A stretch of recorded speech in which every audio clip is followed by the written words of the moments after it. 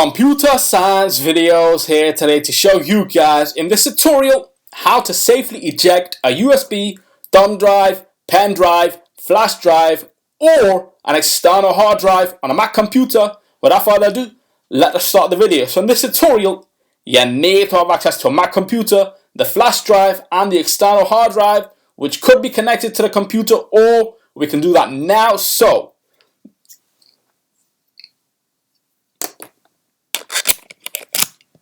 the USB flash drive has now been connected to the Mac computer. We see that on screen, and now we can insert the external hard drive into the second USB port. So now I have inserted the external hard drive. We will see that on screen in a couple of seconds time. It does take some time to load. It is 5 terabytes we are talking about, which is 5 times the capacity of this Mac computer, which is 1 terabyte. So there we have the Seagate Backup Plus drive on screen. We are looking to safely eject both devices from the computer. So we can use two ways.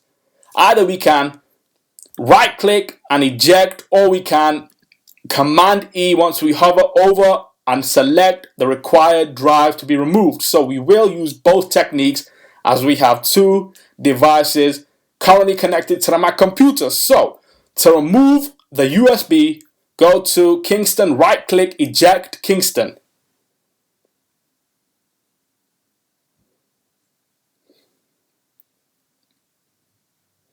And so now the USB flash drive itself has been removed. We can remove that from the USB port. Done. Now we can use a shortcut to eject the Seagate Backup Plus drive, 5 terabyte external hard drive. Right click, or we can, like I said, use the keyboard shortcut.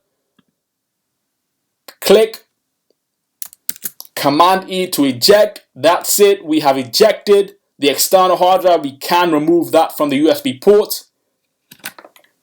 Two devices removed safely in such a way where there is no data loss on a Mac computer. If you are browsing files from the USB and you quickly remove the USB flash drive or external hard drive from the computer, you will cause data damage on your Mac computer and the devices that were currently inserted into the USB ports. So this is why it's always the best to safely eject to save data.